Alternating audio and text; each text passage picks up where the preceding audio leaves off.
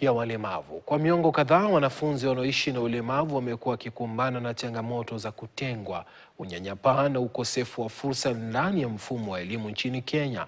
Hata hivyo, mtaala wa elimu ya umilisi sasa unaanza kubadilisha simulizi hiyo, kuanzia ubunifu wa vitendo, mafunzo ya ufundi hadi matumizi ya teknolojia kwa wanafunzi wasioona. Madarasa yanaanza kuwa maeneo ya matumaini na fursa, lakini licha ya maendeleo hayo, maelfu ya watoto wenye ulemavu bado wako nje ya mfumo wa elimu kutokana na changamoto za ufadhili na ukosefu wa miundombinu na huduma muhimu za kuwasaidia. Mfumo wa elimu wa umilisi nchini Kenya umeanza kujitokeza kwa mabadiliko makubwa kwa wanafunzi wanaoishi na ulemavu.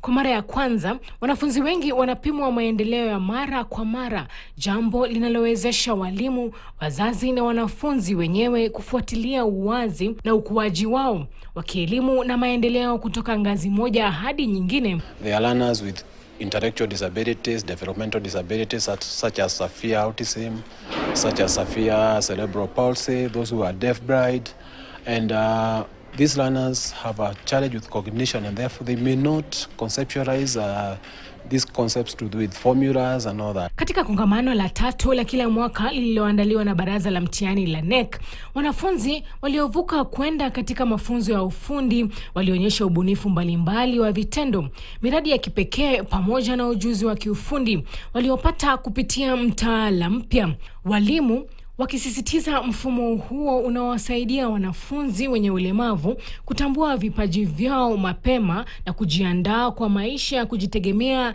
na yenye tija zaidi. They can stay for longer.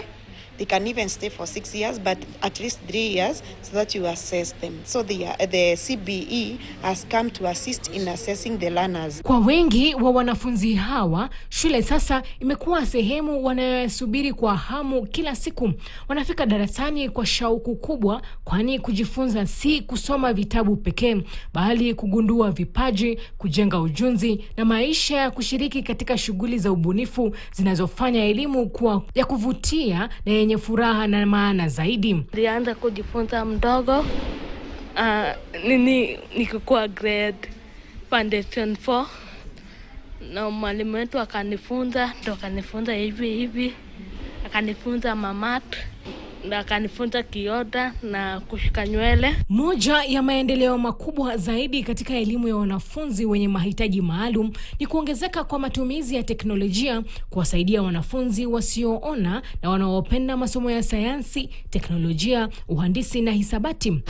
Ubunifu katika vifaa vya usimaji vinaweza kutumiwa na wote pamoja na majukwaa ya kidijitali na yawasaidia ufunzaji pamoja na masuala ya programu za kompyuta kuwa rahisi kufikia zaidi. Learners right now in the CBE curriculum are trying to make learning fun through hands-on learning, and we've designed step-by-step instructions for robotic kits. Licha ya mafanikio haya, upatikanaji wa elimu kwa watoto wanaoishi na ulemavu bado ni changamoto kubwa.